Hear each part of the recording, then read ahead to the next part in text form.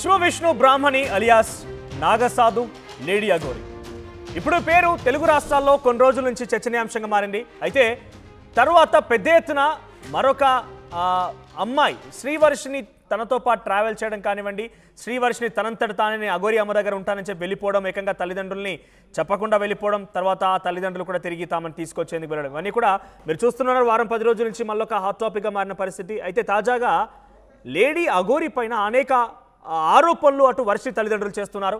ఏకంగా తమకు చెప్పిందంటూ వాళ్ళు మాట్లాడుతున్నారు. ప్రభాస్ ఇంటి పక్కనే 10 కోట్ల రూపాయల విల్లా అఘోరికి ఉందని తమకు చెప్పిందని వర్షి తల్లిదండ్రులు చెప్తున్నారు. కార్లో లక్షల కొలది హ్యాండ్ క్యాష్ ఉందని వాళ్ళు చెప్తున్నారు. ప్రముఖ రాజకీయ నాయకులకి అఘోరి పూజలు కూడా చేసేదట. అఘోరి పైన ఇవన్నీ కూడా వర్షిని తల్లిదండ్రులు ఆరోపణలు చేస్తున్నారు. మరి తమ కూతుర్ని అటు లేడీ అఘోరి తీసుకువెళ్ళిందనే ఒక నేపథ్యంలో రకంగా మాట్లాడుతున్నారా, నిజంగా ఉందా?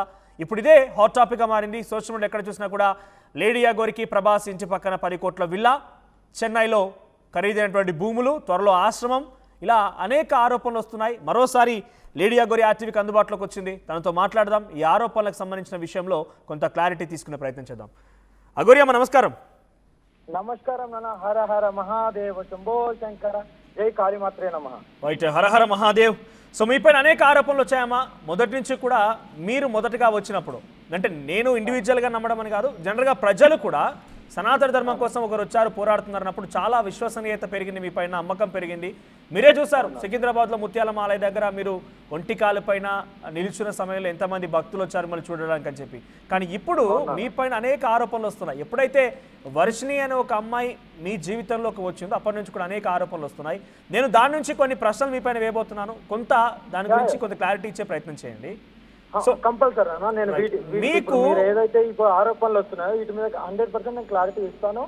వాటికి ఎవరైతే ఆరోపణలు చేస్తున్నారో వాటికి వాళ్ళు ఆరోపణలు చేయడమే కాదు, రుజువులు చేయాలని నేను త్వరలోనే ఒక 20 రోజులలో నేను దైవ దర్శనాలు ముగించుకొని నేను వస్తాను. 20 డేస్ తర్వాత నాకు వాళ్ళు రుజువులతో సహా నిరూపించాలి. రైట్.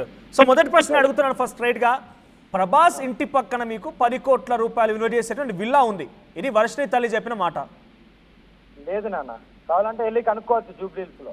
లేదు, మీరే చెప్పారు ఈ మాట. మీరే తన తల్లికి చెప్పారని చెప్పి ఆ అమ్మ అంటోంది, స్వరూపరాని. నేను ఎవరికి చెప్పలేదు నాన్న, నాకు లేనే లేవు. లేకుంటే నాకు ఇలా ఉంటే నేను ఇలా ఎందుకు తిరుగుతాను నాన్న? ఓకే, అంటే ఆ తల్లి ఇలా ఎందుకు తిరుగుతాను? ఓకే, కానీ అదే ఇంట్లో కూర్చొని హ్యాపీగా ఉండొచ్చు కదా. అంటే చాలా మంది ప్రముఖులకు నేను పూజలు చేస్తాను, నాకు డబ్బులు వస్తాయి, నేను అక్కడ విలువైనటువంటి ఇల్లు కూడా కొనుక్కున్నాను. ఒకనొక సందర్భంలో వర్షిని తల్లి హైదరాబాద్కి వస్తానంటే అమ్మ మిమ్మల్ని అందరినీ తీసుకెళ్ళి ఆ ఇంట్లో పెడతానని కూడా మీరు చెప్పారని చెప్పి ఆ అమ్మ అంటుంది. కాదు నాన్న, అసలు నేను అలాంటి మాటలే మాట్లాడను. నాకే లేదు, అంతమందిని తీసుకెళ్ళి నేను ఎక్కడ పెడతానా? అదే పెట్టుడేదో నా తల్లిదండ్రికి నేను పెట్టలేనా? అవును, ఉంటే ఇదే డబ్బుని ఇదే కోట్ల ఆస్తులని నా తల్లిదండ్రికి పెట్టచ్చు కదా.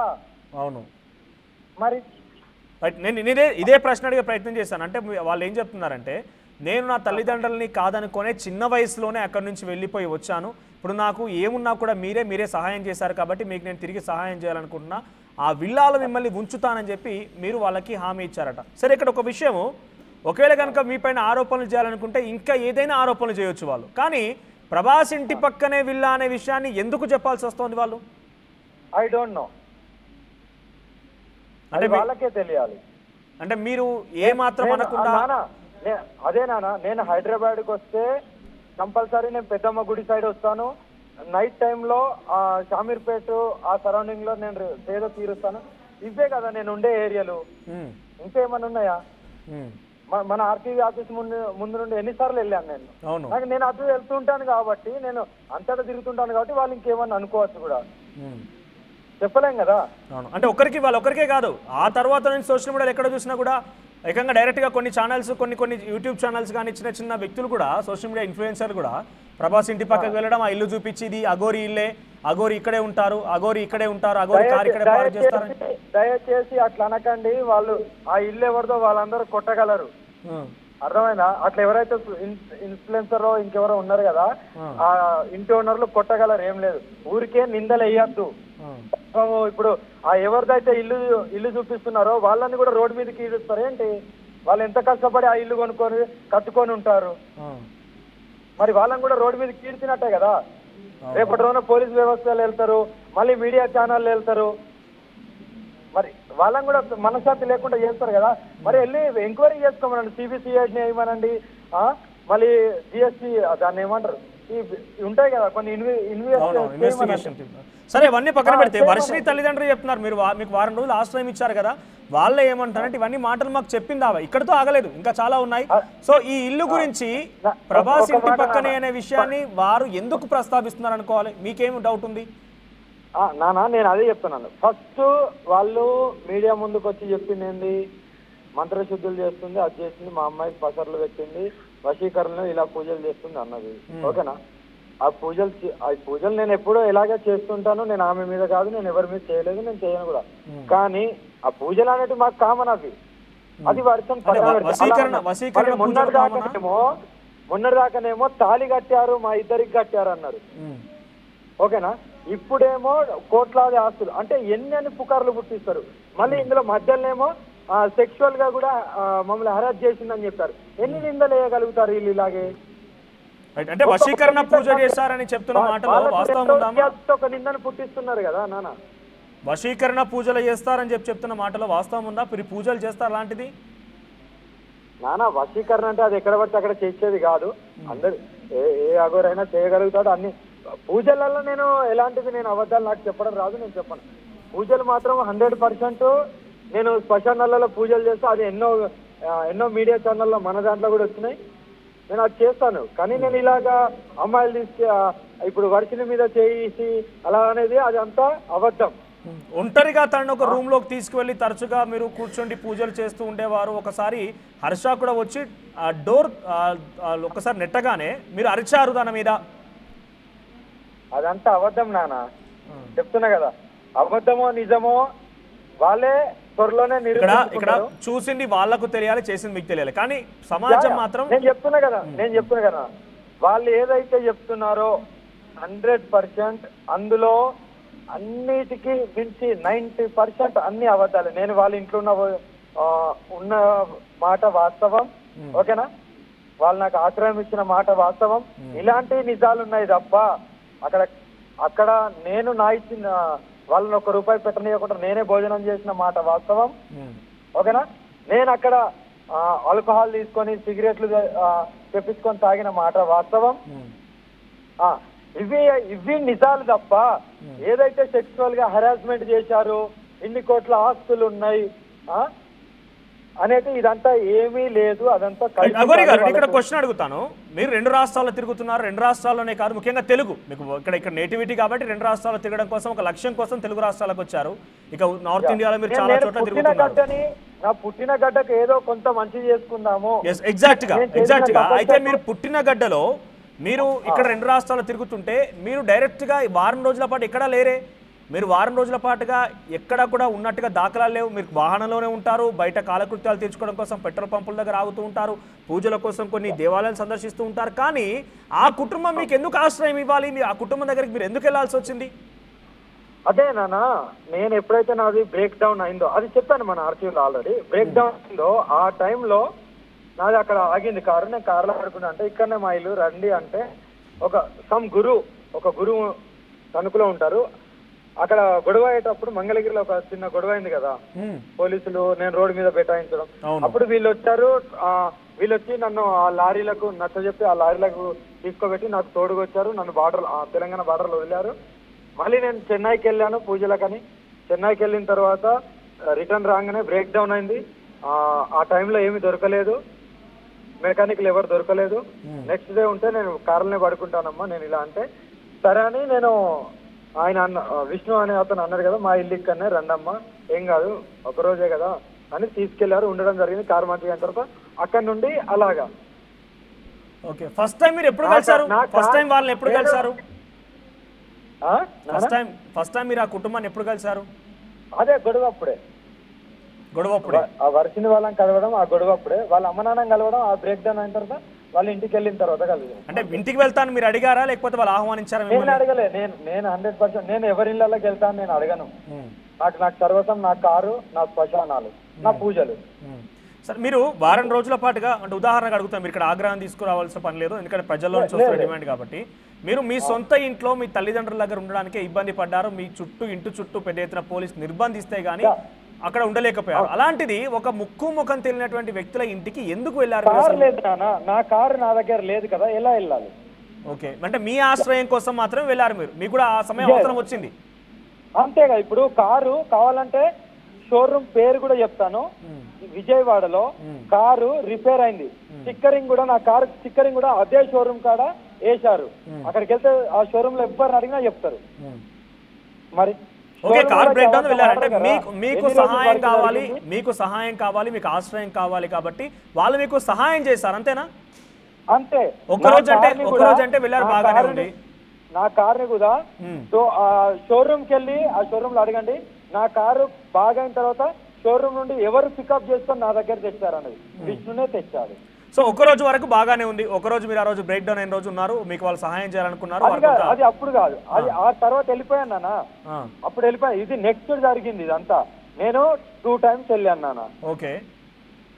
సెకండ్ టైం వెళ్ళిందే ఒక 4 days 5 days ఉన్నాను. ఎందుకంటే డోర్లు డెంటింగ్ పెయింటింగ్ ఆరాలి, తర్వాత ఆరిన తర్వాత స్టిక్కరింగ్ ఒక 2 days. అవును, అది మొత్తం 5 days దాకా వెళ్ళింది. మీరు ఎక్కడికి వెళ్ళినా కూడా జనరల్ గా శ్మశాన వాటికనే మీ యొక్క నిద్రాహారాల కోసం వాడుకుంటూ ఉంటారు, దేవాలయాలకు వెళ్తూ ఉంటారు, అక్కడ నిద్రిస్తూ ఉంటారు. అటువంటి అనేక అంశాలు మీకు తెలుసు ఎలా ఉంటుంది అనేది. కానీ ఆ ఇంట్లో చూస్ చేసుకొని ఆ ఇంట్లో ఉండడం ఎందుకంటే ఏమనిపించింది? మీరు ఎప్పుడు చూసిన దైవాధీనంలో శివనామ స్తోత్రం పఠిస్తూ ఉండే మీరు ఆ ఇంట్లో ఎందుకు వెళ్ళాల్సి వచ్చింది? అయితే నా దగ్గర ఫస్ట్ మెయిన్ రీజన్, నా దగ్గర కార్ లేదు. కార్లోనే నాకు పూజకు సంబంధించిన నా కార్లోనే ఉంటాయి. ఇంకొక సెకండ్ ఏంటంటే వాళ్ళు ఒక గురువు దగ్గర సాధకులే కదా, అలా వెళ్ళాల్సి వచ్చింది తప్ప ఏదో నేను నార్మల్ వాళ్ళ ఉన్నద వాళ్ళ ఇళ్ళకి నేను వెళ్ళను. మాక్సిమం అయితే 99% నేను వెళ్ళను. ఒకవేళ భిక్షాటనకి వెళ్ళినా భోజనం చేస్తాను, వెంటనే తిరుగుతాను తప్ప. మెయిన్ పాయింట్ కార్ లేదు, కారులోనే నాకు పూజ సామాగ్రి అంత ఉంటుంది, నా అమ్మవార్లు అన్ని నాకు. 4 రోజుల పాటు మీరు ఎక్కడ చేసుకున్నారు పూజ? వాళ్ళ ఇంట్లో ఉన్నటువంటి 4-5 రోజుల పాటు ఎక్కడ పూజ చేసుకున్నారు? మీ పూజాహారాలు అని ఏం జరిగాయి?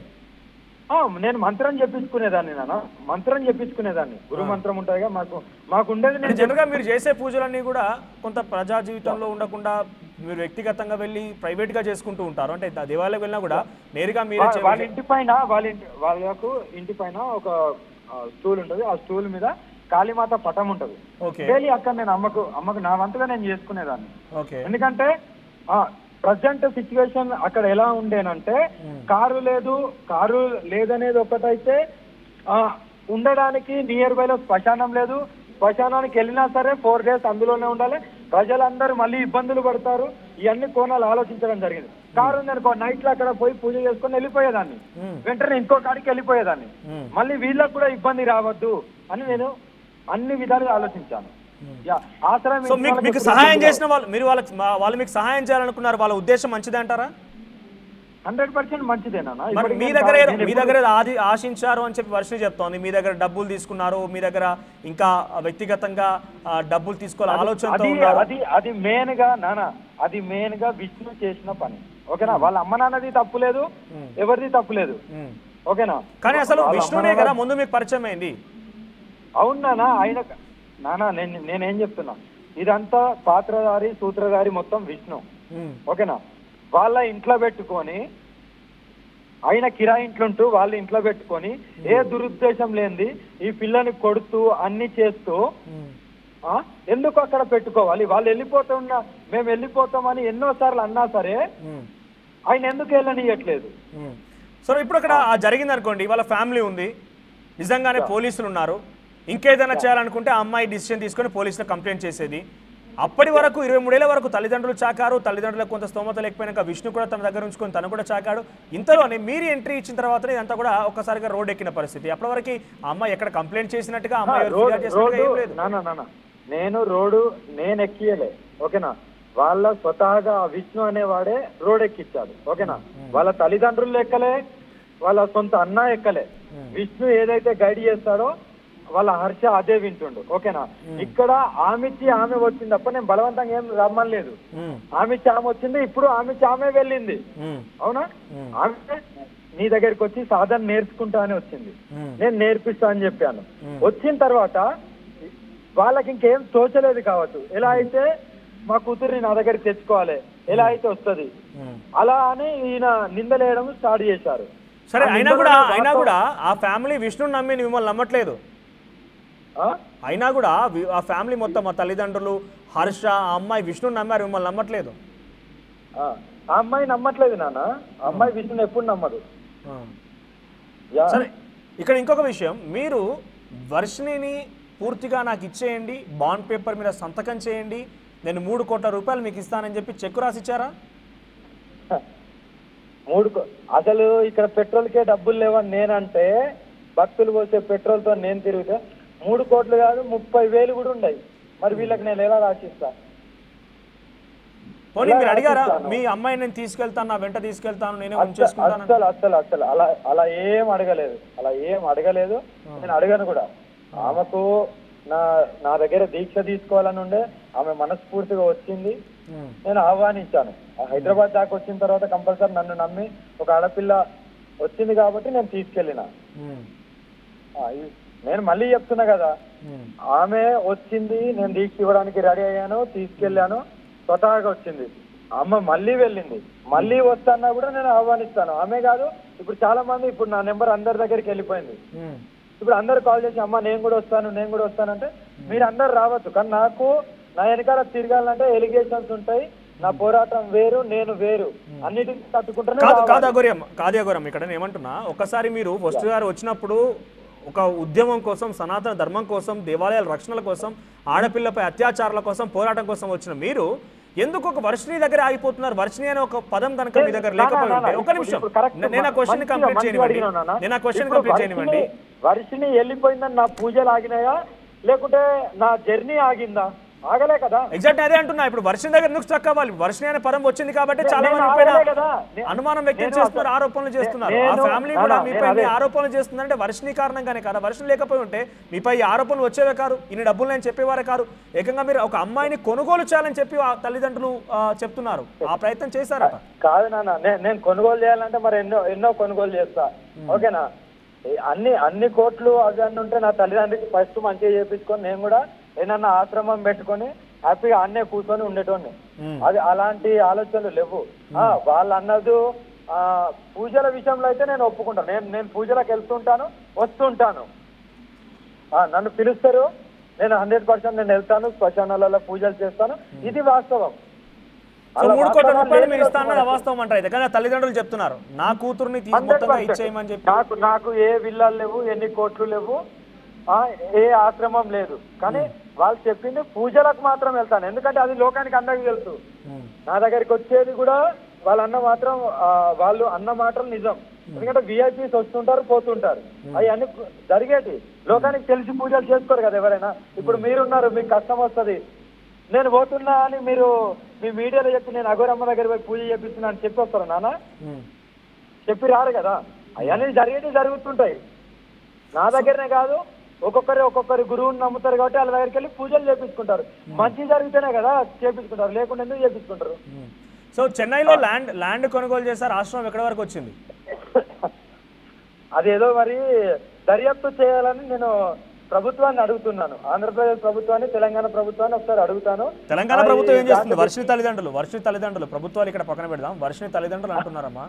మరి అది ఎలిగేషన్ చేసింది వాళ్ళే కాబట్టి మరి వాళ్ళే నిరూపించాలి నాన్న. మరి నిరూపిస్తే బాగుంటుంది. సరే, ఒక విషయం మీరు అనుకుని నిజం అనుకుందాం, వారు ఎలిగేషన్ చేస్తున్నారు అనుకుందాం, మీ పైన చేయాలనుకుంటే ఆ అమ్మాయిని తీసుకువెళ్లారు కాబట్టి ఇంకేదైనా విషయం ఎలిగేషన్ చేయొచ్చు. కేవలం ఫైనాన్షియల్ ఆస్పెక్ట్ ఎందుకు ఎలిగేషన్ చేయాల్సి వస్తుంది? అదే ఇప్పుడు నేను అదే చెప్పాను, ముందు మీకు అదే చెప్పాను. ఫస్ట్ ఏమన్నారు, మా అమ్మాయిని తీసుకెళ్లి కొద్ది శుద్ర పూజలు అని అన్నారు. ఇప్పటికీ అంటున్నారు వాళ్ళు. ఇంకో మాట ఏమన్నారు, పుస్తల తాడు కట్టింది మా అమ్మాయికి, ఆయనకు కట్టింది అన్నారు. తర్వాత ఏమన్నారు, ఫిజికల్ గాని కలిపారు, కండంలని కలిపారు అనోనా. ఇప్పుడు మళ్ళీ ఇంకో కోణం ఏదో ఒకటి ఎత్తాలి కదా. ఎప్పటికీ అవే చెప్తే జనాలకు బోర్ కొడుతుంది కదా. ఈ క్షుద్ర పూజలు అనే విషయం చేయాలి కదా. ఈ క్షుద్ర పూజలు అనే విషయం ఎప్పటి నుంచో వాళ్ళు ఆరోపిస్తూనే ఉన్నారు. క్షుద్ర పూజలో చేసిందని ఎప్పటి నుంచో ఆరోపిస్తూనే ఉన్నారు. లేటెస్ట్ గా మొన్న ఆర్టీవీతో మాట్లాడుతూ వాళ్ళు కూడా ఎలిగేషన్ చేసేది ఉండే కదా, ఇప్పుడే ఎందుకు తవ్వుతున్నారు? ఇది బోరు కొడుతుంది కదా జనాలకు. ఈ ఎలిగేషన్స్ అదే పదే పదే పదే పదే చెప్తుంటే బోరు కొడుతుంది, వినలేరు. అందుకే ఇంకో కొత్తది ఇప్పుడు ఇది అయిపోయిందా, ఇప్పుడు ఇది అయిన తర్వాత ఇంకో 2-3 రోజులు ఆగిన తర్వాత ఇంకో కొత్తది వస్తుంది. ఇంకా కామన్, ఇంకా ఎలిగేషన్ వేసేవారు వేస్తూనే ఉంటారు. ఇప్పుడు వాళ్ళ కూతురు వాళ్ళ దగ్గరకు వచ్చేసింది, వాళ్ళ దగ్గరకు వచ్చేసింది, అయినా కూడా ఇంకా మీపై ఆరోపణలు చేయడం గల కారణం ఏంటి? మీకు ఒక విషయం చెప్పండి, చెన్నైలో 50 లక్షల రూపాయలు పెట్టి నేను ల్యాండ్ కొన్నాను, ఆశ్రమం కట్టించబోతున్నాను, చెక్ పవర్ మొత్తానికి వర్షనికి ఇవ్వబోతున్నాను మీరు అన్నారా లేదా? నేను అనలేదు నాన్న. నాకు అడుగు అడుగు అడుగు భూమే లేదు, ఆశ్రమం కట్టే అంత స్థలం ఉన్నదా? ఒకసారి మీకు నేను అది కూడా ట్రై చేస్తా. వర్షం కూడా అనేది మాట. ఆ ఆశ్రమం కట్టే అంత స్థలం ఉంటే, అదే 50 లక్షలు ఉంటే మా అమ్మ నాన్నకు ఒక రేకులు ఇల్లు అన్న, వాళ్ళు గుడిసెలో ఉన్నారు, ఒక రేకులు ఇల్లు అన్న కట్టిస్తాను. అగోరి గారు, ఈ మాటలు కేవలం వర్షిని తల్లిదండ్రులే కాదు, వర్షిని కూడా అనింది అగోరి అమ్మ త్వరలో ఆశ్రమం కట్టబోతున్నారు, నేను అక్కడే సాధన నేర్చుకుంటాను అని చెప్పి వర్షిని కూడా చెప్పింది. కట్టబోతున్నా అని వర్షిని అన్నదో లేదో నాకు తెలియదు, కానీ నేను మన ఆర్టీవీ తరఫున చెప్తాను. ఇన్ని ఎలిగేషన్స్ వస్తున్నాయి కదా, నేను మొన్ననే అన్నాను. ఎవరు మన దాంట్లో ఒక యాంకర్ అడిగితే, నానా ఎక్కడో ఒక దగ్గర గుడి చేసుకొని ఆగిపోతా, ఇంకా ఇన్ని ఎలిగేషన్స్ ఈ తిరుగు నాతోని కాదు, త్వరలోనే ఒక చిన్న గుడిస అని నేనే చెప్పాను. కానీ ఆశ్రమం అని నేను ఎక్కడన్నా నేను ఆశ్రమం పెట్టాను కూడా. వర్షం చెప్పిన మాట ఇది, ఆశ్రమం కట్టబోతున్నారు, చాలా మంది నాలా నేర్చుకునే వాళ్ళు రాబోతున్నారు, అగోరి అమ్మ దగ్గర చెప్పింది మాట. చాలా మంది భక్తులు ఫోన్ చేసి, అమ్మ ఆ గుడిసెకి ఏదో స్థలం నేను ఇస్తామ్మా, ఇక్కడ కూర్చో, మా ఊర్లో కూర్చో, మా కాడ కూర్చో అమ్మా అని అంటున్నారు. నేను కూడా వాళ్ళు ఇస్తున్నారు కానీ నాకు ఏం అవసరం లేదు, ఓకేనా? ఒక చిన్న గుడిసె ఎంత ఉంటుందో అంతే, జస్ట్ 100 గజాసా 150 గజాసా, అందులోనే ఒక చిన్న రూమ్ లాగా వేసుకొని నా కార్లో ఉన్న అన్ని అక్కడ ఉండి ప్రాణ ప్రతిష్టాపన చేసుకొని. ఇంకొక విషయం ఇక్కడ అగోరి అమ్మ దగ్గర ఎప్పుడు చూసినా కొన్ని లక్షల కొద్ది లిక్విడ్ క్యాష్ ఉంటుంది. అగోరి అమ్మ దగ్గర ఎప్పుడు చూసినా లక్షల కొద్ది హ్యాండ్ క్యాష్ ఉంటుంది. మీ దగ్గర హ్యాండ్ క్యాష్ ఎంత ఉంది ఇప్పుడు? ఇప్పుడు 2-3 వేలు ఉన్నాయి నాన్న. మీకు అసలు ఇక్కడ డౌట్ ఏంటంటే, చాలా మంది కామెంట్ చేస్తున్నారు, అసలు ఫైనాన్షియల్ సోర్స్ ఏంటి అసలు? అగోరి అమ్మకి ఫైనాన్షియల్ సోర్స్ ఎక్కడి నుంచి? నేను మొన్ననే చెప్పాను ఇంటర్వ్యూలో, నా బ్యాంక్ అకౌంట్లు ఇస్తాను, ఓకేనా? అది ఇస్తాను, అది పక్కన పెడితే నేను ఇస్తాను 100%. నేను మాట అంటే మాట మీద ఉండేదాన్ని, నా ప్రాణం పోయినా సరే మాట తప్పను. నాకు పెట్రోలు కాళీమాత మీదొట్టు పెట్రోల్ పోపించేది భక్తులే, భోజనానికి ఇంటికి పిలిచేది భక్తులే, అదే నా కారు నడిచేది అది. ఇంకా దీనికంటే ఎక్కువ నేను ఏం చెప్పలేను కూడా. నా ఖర్చులకు భక్తులతో వచ్చిన డొనేషన్ ఏదైతే వాళ్ళు ఒకరు 100 వేయచ్చు, ఒకరు 2000 వేయచ్చు, ఒకరు 5000 వేయచ్చు, ఒకరు 10,000 వేయచ్చు, ఒకరు 10 లక్షలు వేయచ్చు, ఒకరు ఎంత వేయచ్చు, అది వాళ్ళ ఇష్టం. కానీ జనరల్ గా మీరు ఎటువంటి పూజలు చేస్తారమ్మా? అంటే జనరల్ ఎటువంటి పూజలు చేస్తారు మీరు? అది పూజలు అనేటి ఎలాంటివి చేస్తాం అనేది అన్ని పర్సనల్ కాదు, మీ సాధన కోసం అని కాదు, లైఫ్లలో ఏది చెప్పాను అన్న, మీ సాధన కోసం అని కాదు. ఇక్కడ మీరు ఒక విషయం వినండి, మీ సాధన కోసం అని కాదు. వర్షిని గతంలో ఏం చెప్పిందంటే, ఎవరు ఒక మానసిక ఆందోళనతో ఒక బాబు బాధపడుతూ ఉంటే ఆ పూజ చేసి తనని మానసిక ఆందోళన నుంచి బయటపడేసింది అగోరి అమ్మ అని వర్షిని చెప్పింది. 100 నానా క్యాన్సర్ పేషెంట్లకు నేను చాలా మందికి చేశాను, ఓకేనా? వికలాంగులకు నా వంతుగా సాయం చేసుకుంటున్నాను. నేను చేసేటి కార్యక్రమాలు ఉన్నాయి నాన్న, ఓకేనా? సో అదంతా సేవగానే ఉంటుందా, డబ్బులు తీసుకుంటారా? 100% సేవనే నాన్న. డబ్బు అయితే ఈ పాటికి నేను ఒక జీవితాన్ని గడిపేదాన్ని, ఒక జాగలో ఆగేదాన్ని కాదు. మీరు అవన్నీ వద్దనుకొని, ఆ జీవితం వద్దనుకొని, అవసరమైతే మిమ్మల్ని మీ ఐడెంటిటీని కోల్పోయి మీరు ఈ జీవితాన్ని ఎంచుకున్నారు. మీకు మళ్ళీ లగ్జరియస్ అవసరం లేదని చెప్పి ఒంటి పైన కనీసం ఒక వస్తువు కూడా లేకుండా అదేనా దీన్ని కూడా లగ్జరియస్ వీళ్ళు అనుకుంటున్నారు. ఆమెకు ఐఫోన్ ఉంది, కారు ఉందంటే, నాకు నా బండి, నా ప్రయాణం సాగడానికి నాకు ఒక కారు ఉంది, దాంట్లో ఎలాంటి తప్పు లేదు. ఉన్నదల్లా ఇది ఒకటే కారు, ఓకేనా? మరి ఫోన్ అనేది కంపల్సరీ ఉండాలి, అది నేను వాడుతున్నాను, దాంట్లో ఎలాంటి ఇబ్బంది లేదు. ఈ రెండింటిని చూసి అమ్మో కోట్లు ఉన్నాయి కావచ్చు. ఇక్కడ ఈ రోజు నేను మొన్న గుజరాత్ లో, ఈ రోజు ఇప్పుడు కాశీలో, మళ్ళీ రేపు హరిద్వార్, తర్వాత ఢిల్లీ, తర్వాత మళ్ళీ ఓంకారేశ్వర్, తర్వాత త్రయంబకేశ్వర్, ఇవన్నీ జ్యోతిర్లింగాలు, ఇవన్నీ పోతున్నా అంటే భక్తులు వేస్తారు. భక్తులు పెట్రోల్ కొట్టిస్తారు నా దగ్గర అగోరి గారు, నాన్న మీతో వద్దు. పాటు మీరు సాధన చేసే సమయంలో కఠోరమైన దీక్ష తీసుకున్నారు కదా, మీతో పాటు చాలా మంది మీ మిత్రులు కానివ్వండి, అఘోరిగా ఉన్నటువంటి చాలా మంది నాగసాధువులు కానివ్వండి, వాళ్ళందరూ ఇలానే ఉన్నారా? వాళ్ళందరికీ కార్లు ఉన్నాయా, వాళ్ళందరికీ ఐఫోన్లు ఉన్నాయా అనే ఒక అనుమానం కూడా వ్యక్తం అవుతుంది ఇక్కడ. యా, ప్రతి ఒక్కరికైతే కొంతమందికి అయితే కార్లు అయితే ఉన్నాయి, అందరికి ఉన్నాయి. ప్రతి ఒక్క అఘోరికి ఒక స్టేజ్ వచ్చిన తర్వాత అందరు కార్లు వాడతారు. అంటే వాళ్ళు కూడా మీలాగానే బాహ్య ప్రపంచంలో తిరుగుతూ ఉంటారా? కేవలం ఎప్పటికీ సాధనలో హిమాలయాల్లో ఉంటారా? ఎంతో మందిని చూపిస్తా, కానీ ప్రపంచంలో తిరుగుతారా అని కాదు. ఒక తాగల కూర్చున్నారు, ఆ కూర్చోవడం నాకు ఇష్టం లేక నేను కూర్చోవట్లేదు. అందరూ ఒక్కొక్క జాగల మఠం అనే పేరుతో, ఆశ్రమం అనే పేరుతో కూర్చొని ఉన్నారు. కావాలంటే వాళ్ళ లక్ష్యం ఏంటి? బేసిక్ గా ఒక అఘోరి యొక్క లక్ష్యం ఏంటి? మీ లక్ష్యం, మీ టార్గెట్ ఏంటి? ధర్మరక్షణ ఉంటది, సేవకనే వచ్చినాం కాబట్టి సేవనే చేస్తాం అంతే. మాతో తోచినంత సేవ మా దగ్గరికి వచ్చిన వాళ్ళకు మాతో అయినంత మా శక్తి పరంగా మేము చేస్తాం, అంతేగాని రాని వాళ్ళకు దేశమంతా చేయాలని లేదు. దేశమంతా ఆ ఇంట్లో కష్టం ఉన్నది నేను పోయి తీరుస్తానని లేదు. దేశవ్యాప్తంగా తిరుగుతున్న మీరు చేస్తున్న ధర్మరక్షణ, వాళ్ళు అక్కడ కూర్చొని చేసే ధర్మరక్షణ రెండు ఒకటేనా? అంతే ఒకటే, కానీ వాళ్ళు కూర్చున్నారు, నాకు కూర్చోవడము ఇష్టం లేకుండే. ఎగ్జాక్ట్ గా అక్కడ కూర్చున్న వారికి ఏ బాధ లేదు, మీ లక్ష్యం అక్కడ కూర్చున్న నెరవేరుతుంది. కానీ మీరు బాహ్య ప్రపంచంలోకి వచ్చి మీరు ఇబ్బందులు పడుతున్నారు, మీతోటి ఎవరైతే ఇంకా వస్తున్నారో వాళ్ళు కూడా ఇబ్బందులు పడుతున్న పరిస్థితి కనబడుతుంది కదా.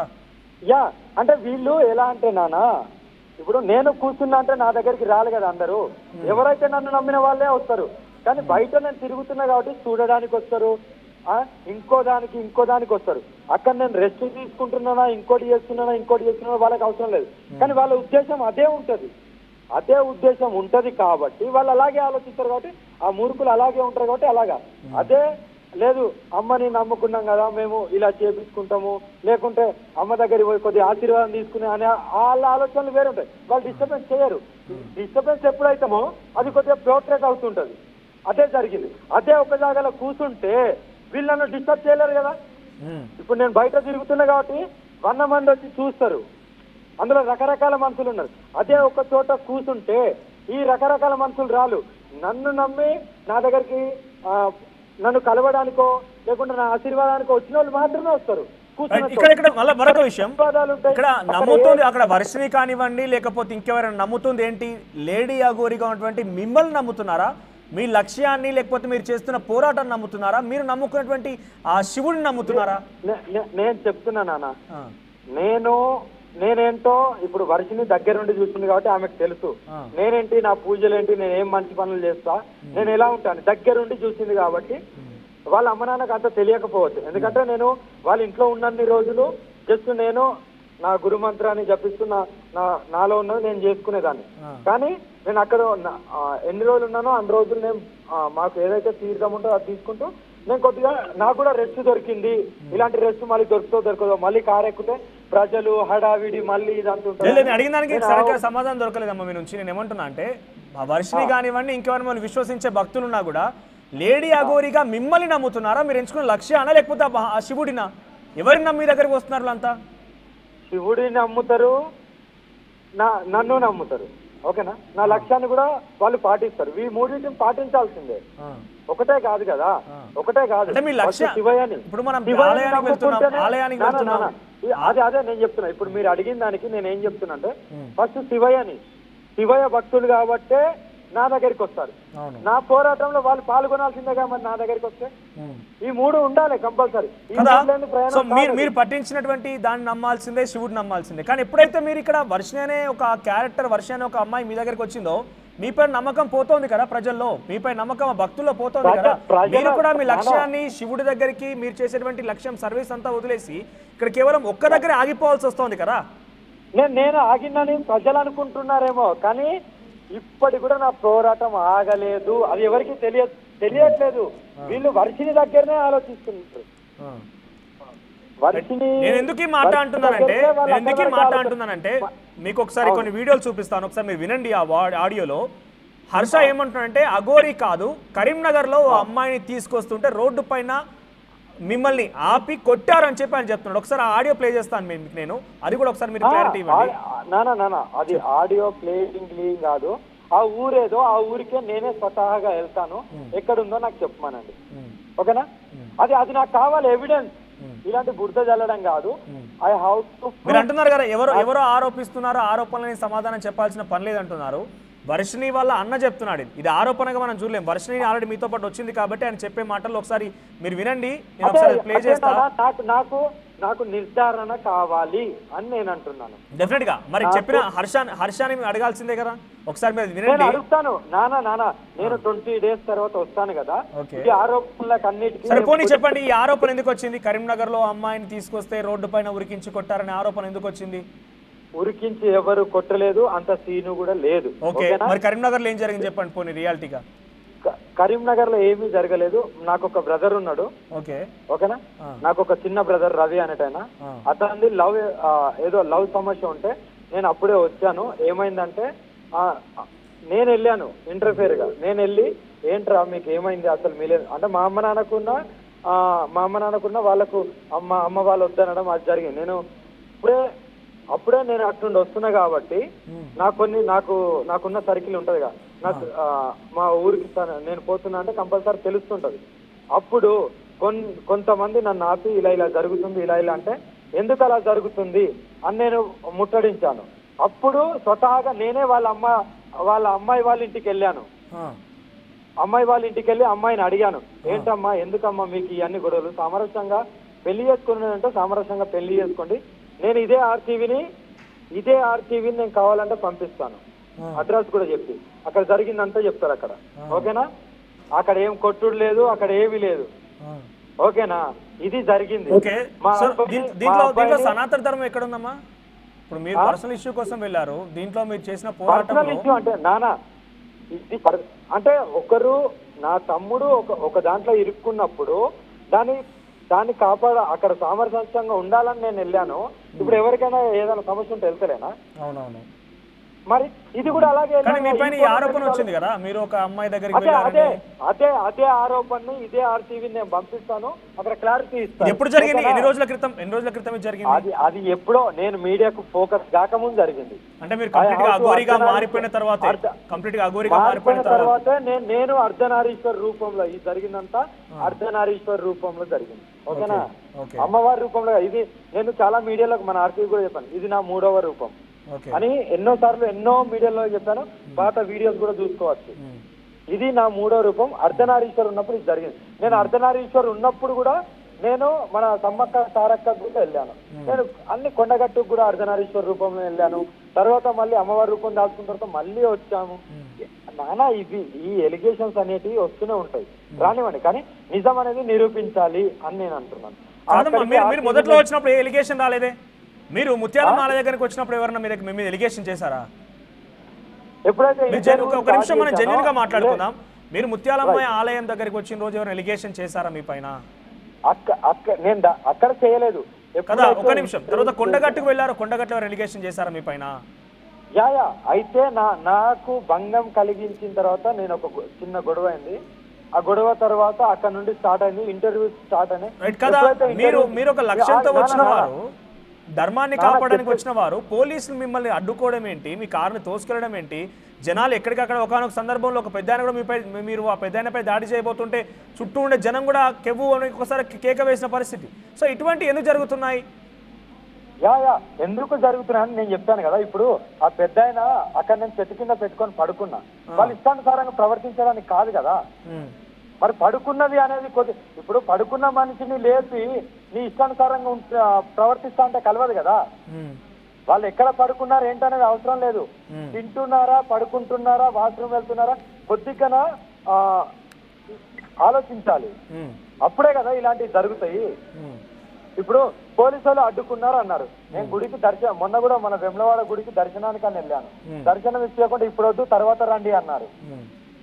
నాకు దర్శనం కావాలని నేను అడిగాను. అడిగి ట్యూషన్ లో తీసుకొని వచ్చారు. కాదు, గుడికి వెళ్ళే హక్కు కూడా లేకుండా ఇప్పుడు నార్త్ లో ఇన్ని పుణ్యక్షేత్రాలు తిరుగుతున్నాను, జ్యోతిర్లింగాలు, మరి ఎందుకు అడ్డుకోవట్లేదు? ఇక్కడ కూడా అదే కుమరవెల్లిలో ఒక యువకుడి పైన మీరు కత్తితో దాడి చేయడం, అసభ్యకరంగా మాట్లాడుతూ ప్రవర్తిస్తే ఎవరి దగ్గర మీరు ఒక పెద్ద లక్ష్యంతో ఉన్నారు. నేను ఒక నిమిషం నేను చెప్పేది విన్న తర్వాత మీరు సమాధానం చెప్పండి. ఒక సూటి క్వశ్చన్ మీకు. మీరు పెద్ద లక్ష్యంతో ఉన్నారు. అక్కడ కూర్చోవడం నాకు ఇష్టం లేదు, సాధన చేయడం ఇష్టం లేదు కాబట్టి నేను బాహ్య ప్రపంచంలోకి వచ్చానని చెప్తున్నారు. నిజంగా మీరు అంత పెద్ద లక్ష్యంతోనే ఉన్నప్పుడు ఈ సమాజం అంతా కూడా భ్రష్టు పట్టిపోయింది, దాన్ని తుర్చాల్సిన బాధ్యత నాపైందని కూడా ఒకనొక సందర్భం మీరు మాట్లాడుకొచ్చారు. మరి ఆ భ్రష్టు పట్టిన సమాజంలో ఉన్నారని చెప్తే మీరు వాళ్ళంతా డెఫినెట్ క్వశ్చన్ చేస్తారు, అడ్డుకుంటారు, నిలబెడతారు. ఇవన్నిటికీ ఎదుర్కొని ఓపికగా అన్నిటిని మార్చాల్సిన బాధ్యత ఉంటుంది. నేను దానికి సమాధానం ఇస్తున్నా కదా. ఈ భ్రష్టు పట్టిన సమాజాన్ని, ఈ నరరూప రాక్షసులని అందరిని మార్చే అవసరం లేదు. నేను ఇప్పుడు చెప్తున్నా కదా, నేను అందరిని మార్చే అవసరం లేదు. నేను ఎవరైతే మారుతారో వాళ్ళని మార్చాలి. కానీ నేను సొసైటీ మొత్తాన్ని, దేశం మొత్తాన్ని మారుస్తా అనేది అది నా ఆలోచన కూడా తప్పవుతుంది. ఎవరైతే మారుతా అనుకుంటారో మనం మన దగ్గరికి వచ్చి నేను కూడా మారుతాను, నేను కూడా ధర్మ పోరాటం చేస్తాను వాళ్ళనే ప్రోత్సహించాలి తప్ప, లేదు వేరే వాళ్ళని కూడా ప్రోత్సహించి నువ్వు పోరాడు అనడం అది నా మూర్ఖత్వం అయితే. అందుకే నేను ఎవరిని రమ్మనను. కానీ నాకు భంగం కలిగించినప్పుడు నేను కంపల్సరీ నాకు కూడా ప్రొటెక్షన్ కావాలి. అందుకని నాకు అందరికి కావాలి కదా, అలాగే నేను ప్రవర్తించాను దాని మీదంగా. రైట్. ఒకనొక సందర్భంలో మీ పైన విష్ణు ఒక సంచలన ఆరోపణ చేశాడు. నేను చెప్పలేను, ఒకసారి ఆయన మాటలో వినండి, మీకు ఆడియో వినిపిస్తుంది. దీనిపై డిఫరెంట్ క్లారిటీ కావాలి, ఎందుకంటే ఈ ఆరోపణ చాలా పెద్ద ఆరోపణ మీ పైన ఉన్నది. ఒకసారి పీసీఆర్ ప్లే చేయండి, విష్ణు ఏం చెప్పాడు అనేది. ఇది కాదు, నెక్స్ట్ పీసీఆర్. నమ్మే పర్లేదు నువ్వు నాకు నన్ను కౌలించుకోలేదా? బొక్కలు కొరకలేదు నువ్వు, బొక్కలు. ఫస్ట్ ఆఫ్ ఆల్ మీరు అఘోరా, నేను మీకు చెప్తాను. నేను ఒకే ఒక అమ్మాయిని చూశాను, ఆవిడ దగ్గర ఫోటోతో సహా చూశాను. చాలా పెద్దవాళ్ళు, చాలా పెద్దవాళ్ళు. ఆవిడే రీసెంట్ గా 10 లక్షలకు కేసేసింది ఆవిడ మీద. ఉద్యోగం తీసుకెళ్ళి ఫార్మ్ హౌస్ కు తీసుకెళ్ళి చేస్తుందంట. ఫోన్ లో కనీసం ఈవిడ హలో అనకపోతే ఆవిడ అన్నం తింది. అక్కడ హలో అని అనకపోతే, బాగున్నావా అని అనకపోతే అక్కడ ఆవిడ ముట్టదు. ఇప్పుడు ఆ అమ్మాయి బయటకు వచ్చేసింది, ఎలా వచ్చిందో తెలియదు, ఎవరితో మాట్లాడట్లేదు. శంకర్పల్లిలో కేసు అయిందండి. 9,80,000 రూపాయలు నగదు వచ్చి 5 లక్షల రూపాయలు దాదాపు వాళ్ళ దగ్గర వసూలు చేసింది. ఈ 15 లక్షల రూపాయలతోనే వర్షినికి ఒక రిచ్ లైఫ్ చూపించింది. ఈ రిచ్ లైఫ్ వల్ల ఆవిడ ఎడిక్ట్ అయిందని నా అనుమానం. సగం మందులు, సగం ఎడిక్షన్. నేను అబద్ధం చెప్పనండి, తప్పు జరిగింది, తప్పే. నేను మీకు చెప్తాను. నేను ఒకే ఒక అమ్మాయిని చూశాను, ఆవిడ దగ్గర ఫోటోతో సహా చూశాను. చాలా పెద్ద. రైట్. అఘోరి గారు విన్నారా విష్ణు ఏమంటున్నాడో? నేను మళ్ళీ రిపీట్ చేయాలి. కంపల్సరీ దీనికి నేను ఎక్స్ప్లెయిన్, నేను ఆల్రెడీ చాలా ఛానల్స్ లో మొన్ననే చెప్పేసిన. ఓకేనా, పెద్ద ఆవిడ గిద్దావిడ అని కాదు. ఎవరికైనా ఒక విఐపీస్ అనేటి వాళ్ళు నా దగ్గర చాలా మంది వస్తుంటారు. వాళ్ళ పేరు నేను కూడా చెప్పలేను. బట్ వాళ్ళు ఎందుకు వేశారు, ఎందుకు పూజ చేపించుకున్నారు, వాళ్ళు ఎందుకు కేసు పెట్టారు అనేది వాళ్ళని అడగాలి మీరు అందరూ. వాళ్ళు ఇచ్చి వాళ్ళు 10 lakhs వేశారు, మేము అడిగింది ఎక్కడ లేదు. ఓకేనా, నిజమేనా? ఆ పెద్దింటి అమ్మాయి మీ దగ్గరికి పూజ కోసం వచ్చిన మాట, మీకు దక్షిణ లేదా మీకు డబ్బులు ఇచ్చిన మాట నిజమేనా? 100% నిజమే. వచ్చిందా పెద్దింటి అమ్మాయి? అంటే ఎటువంటి పూజలు చేశారు అంటే? సరే మాకు చెప్పకండి, ఆ పేరు చెప్పాల్సిన పని లేదు, మీకు ఇష్టం ఉంటే చెప్పండి. అది కూడా ఎవరైనా, ఎందుకంటే మీ పైన ఇంత పెద్ద ఆరోపణ ఉంది కాబట్టి. నాకు అబద్ధం చెప్పడం రాదు, నమ్మించి మోసం చేయడం అంతకంటే రాదు. ఓకే, ఆ పేరు చెప్తారా? పోనీ ఆ పేరు చెప్తారా? ఎవరిది? ఆ పెద్దింటి అమ్మాయి ఎవరు అనేది? ఎందుకు ఇప్పుడు ఆమె రావాలి? ఓకే, పర్వాలేదు, సరే పర్వాలేదు. ఆ పెద్దింటి అమ్మాయి దేనికోసం మీ దగ్గరికి వచ్చింది? వాళ్ళిచ్చి వాళ్ళు రావాలి కదా. ఓకే, ఆ పెద్దింటి అమ్మాయి మీ దగ్గరికి దేనికోసం వచ్చింది? ఏం పూజ చేశారు? 10 లక్షల రూపాయలు ఎలా ఇచ్చింది? అది పర్సనల్స్ నానా, వాళ్ళ పర్సనల్స్ నేను ఎలా చెప్పగలుగుతాను? పేరు చెప్పిందేమో నానా. ఒకటే మాట, ఒకరికి ఒకటి ఉంటది.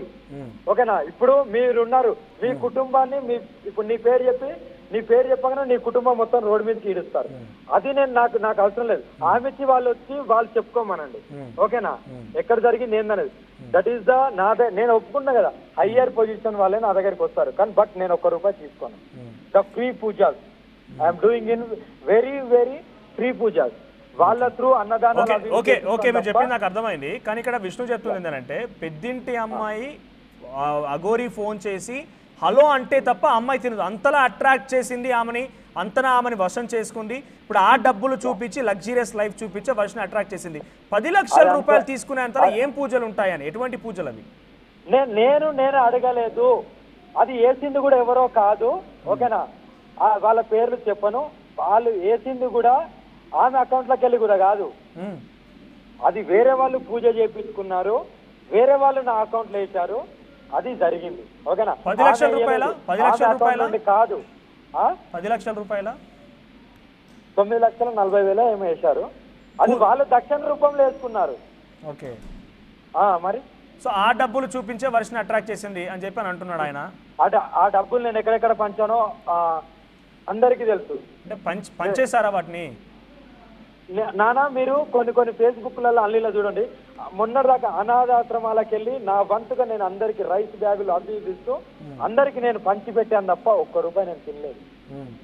అదే 10 లక్షలు నేను అలాంటివి కోరుకుని ఉంటే నేను ఈ పాటికి ఇదే ఇప్పుడు నేను 100 గజాలు అంటున్నాను, 150 గజాలు కూర్చుంటా అంటున్నా కదా, ఇదే కొనుక్కొని ఉండొచ్చు. నా తల్లిదండ్రికి చిన్న ఏదో ఒకటి కొనియచ్చు. కానీ ఆ ఆశలు లేవు నాన్న నాకు. వాళ్ళు వేసిన మాట వాస్తవం, వాళ్ళు దక్షిణ రూపం లేచింలో పూజ చేశాను అంతవరకే. That is common. అది నేనే కాదు, ఏ గురువు అయినా సరే జనరల్ గా ఇటువంటి పూజలు చేస్తారు మీరు సార్, ఇటువంటి పూజలు చేస్తారు జనరల్ గా అయితే. అరే నేను చెప్పాను నాన్న, నేనెందుకు చెప్తాను బహిరంగంగా, నాకేం అవసరం. ఇప్పుడు నేను కాశీలో ఉన్నాను, మీరు ఫ్రీగా పూజలు చేస్తున్నారు కాబట్టి నిజంగానే సమస్య ఉన్న వాళ్ళు ఉంటే డెఫినెట్ గా మీ దగ్గరకు వస్తే సమస్య తీరుతుందంటే కొంత సమాజానికి కూడా మెరుగు ఉపయోగపడుతుంది కదా, అందుకే తీరుతుందో లేదో. నేను ఇప్పుడు మన ఆర్టీవీ తరఫున చెప్తున్నా కదా, వాళ్ళు వచ్చి నా దగ్గరికి ఏమి తీసుకురావద్దు. వాళ్ళు వచ్చి పూజ అయిపోయిన తర్వాత సమ్ డేస్ లో తీరకపోతే ఇదే ఆర్టీవీ ముంగటికి వచ్చి చెప్పుకోమనండి. This is my challenge. ఓకేనా? సో మీకు ఛాలెంజ్ చేయలేను. రైట్. మీకు ఇంకొక విషయం, విష్ణు మరొక విషయం కూడా చెప్పుకొచ్చాడు. నేను కొన్ని విషయాలు డైరెక్ట్ గా చెప్పదలుచుకోలేదు. నేను ఒకసారి విష్ణు మాటలను విందాం మళ్ళీ. పిసిఆర్ నానా ఈ ఆరోపణల గురించి మాట్లాడారు లాస్ట్ లో కంక్లూడ్ చేస్తాను. రేపే మీకు పార్సల్ చేసి పంపించేస్తా. తాగిద్ది ఆవిడ, నోట్లో బాటిల్ పట్టుకొని పైకి లేపి తాగుతుంది. ఎంగిల్ అనేది కట్ చేయండి, సరిపోయింది. తనకు అర్థమై ఉంటది, అఘోరి గారికి అర్థమై ఉంటది. నేనే చెప్పిన నానా, ప్రతి ఒక్క అఘోరి భోగ్ అంటే కాలభైరవుడికి అభిషేకం జరుగుతాడు, మందు తాగుతాడు, సిగరెట్ తాగుతాడు, మాంసం తింటాడు. ఓకేనా? మీకుందా అలవాటు? విష్ణు చెప్పిన మాట నిజమేనా? 100% ఉంది. లేదని నేనెందుకు అబద్ధం చెప్పాను? మద్యం సేవిస్తారు? నేను స్మోక్ చేస్తాను, ఆల్కహాల్ తీసుకుంటాను, నాన్ వెజ్ తింటాను, దాంట్లో ఏం తప్పులేదే.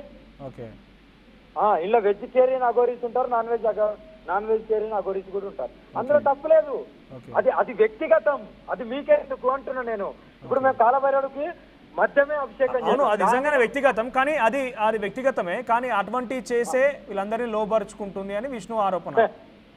అది ఆరోపణలు చేసుకొనివ్వండి. ఇప్పుడు నేను ఒక్కనేనా, ఎంతో మంది అఘోరులు గంజాయి తాగుతున్నారు. నేను గంజాయి నాకు ఇష్టం లేదు కాబట్టి నేను సిగరెట్ తాగుతా, భోగు రూపంలో నేను మందు తాగుతా. దానికి మీకు సంబంధం ఏంది? అది నా ఇష్టం, నాకు సాధనలో నాది నేను చేస్తున్నా, దాన్ని అడిగే రైట్స్ లేవు నీకు, అంతే. నేను చెప్తున్నా కదా, నేను మందు తాగుతాను, సిగరెట్ తాగుతాను, నేను మాంసం కూడా తింటాను. That is my opinion. అది నా సాధనల పరంగా అవుతున్నాయి. సో ఇవన్నీ బాగానే ఉన్నాయి. మళ్ళీ ఒకసారి నేను రిపీట్ చేస్తాను క్వశ్చన్. ఫస్ట్ నుంచి మొదటి నుంచి అడుగుతుంది ఒకటే, మీరు మొదటి నుంచి పెట్టుకున్న లక్ష్యాలు ఏమైపోయాయి? సనాతన ధర్మం ఎక్కడి వరకు వచ్చింది? అంటే మీతో పాటు ఇంకెవరైనా భాగస్వాములుగా ఉన్నారా, లేకపోతే ఏంటి, ఎలా జరుగుతోంది, మీ పోరాటం ఎలా కొనసాగుతోంది? మధ్యలో ఇప్పుడు విష్ణు వర్షిని అనే అంశం తెర మీదకి వచ్చిన తర్వాత మీ పైన ఆరోపణలే తప్ప మీరు ఎక్కడ కూడా డైరెక్ట్గా దేవాలయాలకు వెళ్ళినట్టు కానీ, ఆడవారు ఎక్కడైనా నిజంగా జరిగితే కాపాడినట్టుగా కానీ ఏం కనిపించడం లేదు. ఈ మధ్య చాలా సంఘటనలు జరిగాయి, ఎక్కడ కూడా మీ ప్రత్యక్ష పాత్ర లేదు అక్కడ. నానా నేను ఆల్రెడీ మన ఆర్టీవీలో చెప్పాను, 12 జ్యోతిర్లింగాల దర్శనానికి నా పూజలకు, నా శ్మశాన పూజలకు నేను బయలుదేరిన. నేను ఇక్కడ నుండి ఈ శ్మశాన పూజల నుండి కూడా నేను ఎలా చేయాలో అలా చేసుకొని నేను కొద్దిగా నేను ఇప్పుడు మొన్న జరిగింది ఒక ఆడపిల్ల మీద 7 దాని మీద స్పందించాలి. ఇప్పుడు 400 ఎకరాలు దాని మీద ఇప్పుడు మళ్ళీ నేను వచ్చిన తర్వాత స్పందించచ్చు. కానీ ఇక్కడ మొత్తం నెగిటివ్ జరిగేటప్పుడు నేను దైవ దర్శనాలకు ఒక కార్యక్రమం పెట్టుకుందంటే దాన్ని నేను వెనుకడుగు వేయను. ఓకేనా? ఇవి ఎప్పుడు ఉండేటివే, కానీ ఇప్పుడు కాకపోయినా రేపన్నా నేను ధర్మం గురించి పోరాడుతూ ఇప్పుడు నేను 12 జ్యోతిర్లింగాలు అనుకొని వచ్చాను కదా, నేను ఇది ఫినిష్ చేయాలి. ఫస్ట్ ఇది కార్యక్రమం ఫినిష్ అయిన తర్వాత మళ్ళీ నేను అది చేయాలి. నిన్న మీద ఒక వీడియో చూసాను, ఆర్టీలో కూడా ప్లే చేశాము. నేను నా పైన వస్తున్న ఆరోపణలన్నింటికి సమాధానం చెప్తాను, అవసరమైతే నేను మంత్రాలు చేసి వారిని ఖండిస్తాను, కఠినంగా చర్యలు తీసుకుంటాను అంటున్నారు కదా. నిజంగా ఇటువంటి దుర్బుద్ధి ఉన్న వాళ్ళకి ఈరోజు ఉదయం ఒక ఇన్సిడెంట్ మీకు దృష్టి తీసుకొస్తాను. నేను గర్భిణీ స్త్రీ తన భర్తకు తనకు మధ్య విభేదం ఉంటే బండరాత్తో ఆ గర్భిణీ స్త్రీ పైన మోదీ ఆయన చంపేశాడు, ఆమె కొంత కోమాలకు వెళ్ళిపోయింది. ఈరోజు మేడ్చల్లో కూడా ఒక ట్రైన్లో, అంటే కొన్ని ఇన్సిడెంట్ చెప్తున్నాను మీకు, ఉదాహరణకి ఈ 2 రోజులు జరిగినవి. ట్రైన్లో నుంచి ఒక అమ్మాయి దూకేయడం, అత్యాచారం చేసిన ఇంకో వ్యక్తి ప్రయత్నం చేయడం, ఇలా అనేక సంఘటనలు జరుగుతున్నాయి. మీ మంత్రాలు, మీ శక్తులు, మీకున్నటువంటి పూజలు, పవర్స్ అన్నీ కూడా అటువంటి వాళ్ళ ఆలోచన మార్చడం, అటువంటి వాటిని ఖండించడం లేవా? అవి పనికిరావా? నానా ఇదే క్వశ్చన్ చాలా మంది అఘోరులు అడిగిండ్రు. ఓకేనా, చాలా మంది మీడియా వాళ్ళు అడిగారు. నేను చెప్తున్నా విన్నానా, మా గురువు గారిని కూడా అడిగిన వాళ్ళు కూడా చాలా మంది. అయితే నేను ఇక్కడ ఏమంటున్నా, నా కళ్ళ ముందు ఏదైతే జరుగుతుందో దాన్ని, నేను ఏదైతే చేస్తానో దాన్ని మాత్రమే. లోకమంతా కాదు అని నేను మళ్ళీ చెప్తున్నాను, లోకమంతా కాదు. నేను డైరెక్ట్ చెప్తున్నా కదా, లోకమంతా కాదు. నేను ఎప్పుడైతే, ఇప్పుడు నేను కాశీలో ఉన్నాను, కాశీ దగ్గర నా సరౌండింగ్ మాత్రమే నాకు కావాలి. నేను ఇక్కడ కూర్చొని హైదరాబాద్ తో, నేను ఇక్కడ కూర్చుంది విజయవాడలో కాదు.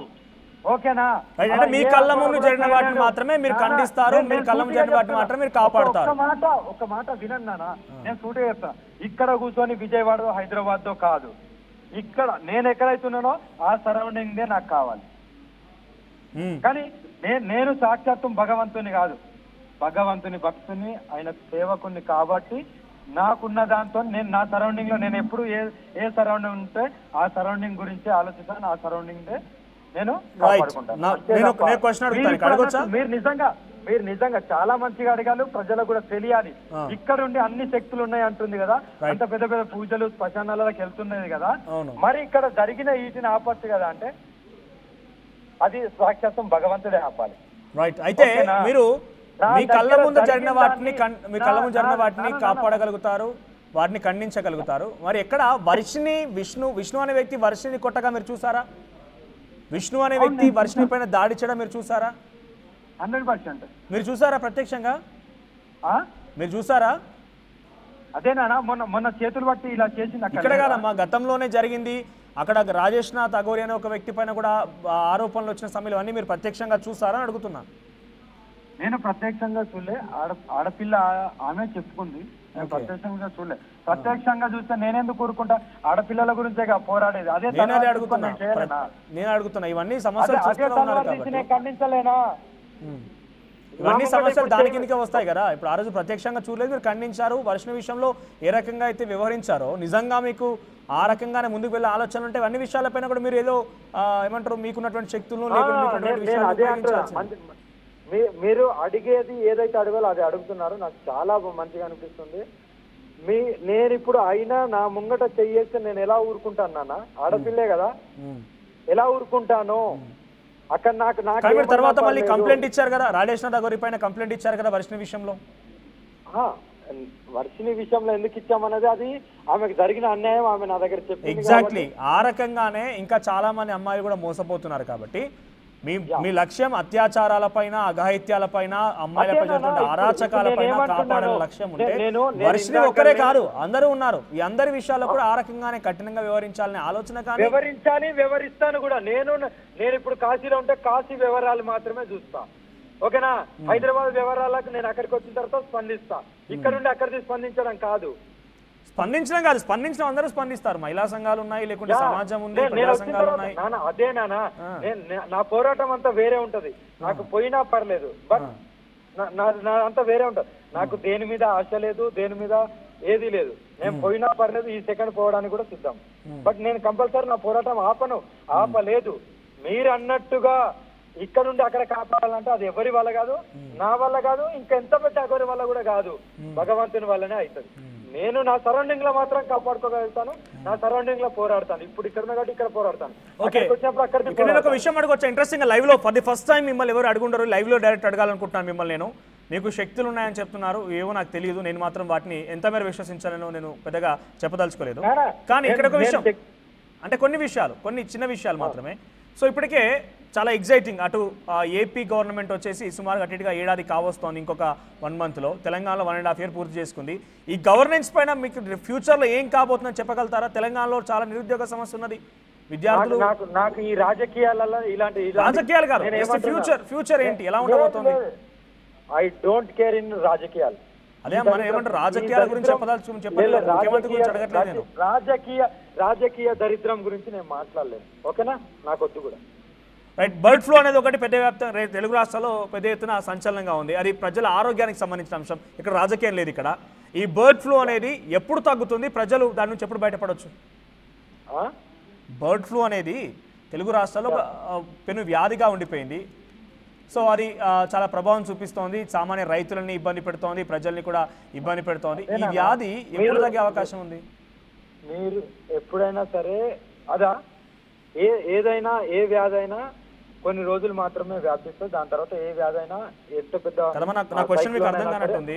మీకు అన్ని రకాల అవగాహన ఉంటుంది కాబట్టి మీరు కొంత క్లుప్తంగా చెప్తారు, మీకున్నటువంటి ఆ శక్తులను ఉపయోగించి మాట్లాడతారని అనుకున్నాను నేను ఇక్కడ. సో ఇక్కడ బర్డ్ ఫ్లూ అనే ఒక వ్యాధి రెండు రాష్ట్రాల్లో విపరీతంగా ఉంది, ఇబ్బంది పెడుతోంది.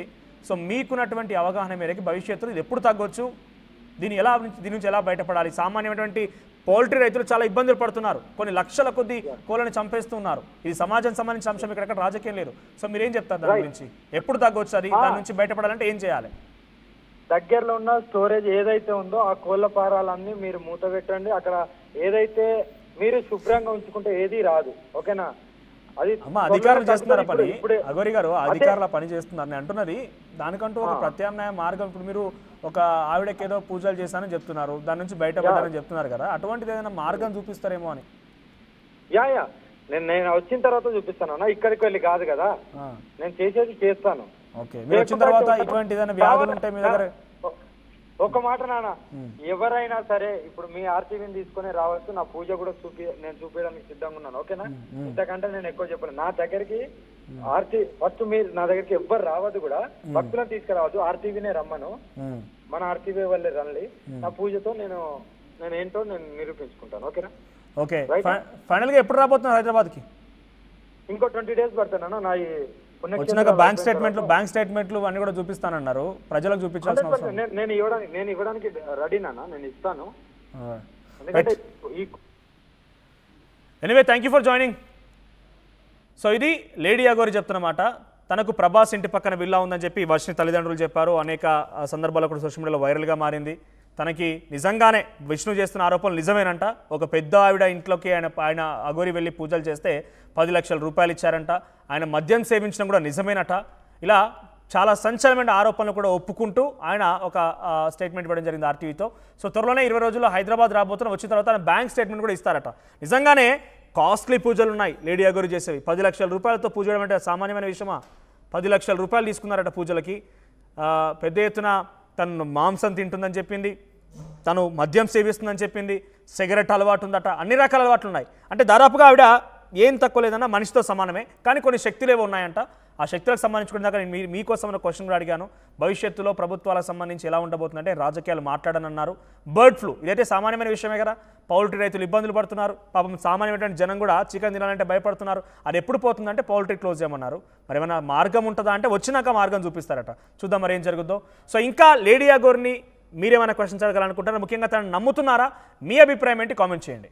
ప్రపంచంలో ఏ మూల ఏ క్షణం ఏం జరుగుతుందో వేగంగా తెలుసుకోవడానికి తొలి వెలుగు వాట్సాప్ ఛానల్ని ఫాలో చేయండి.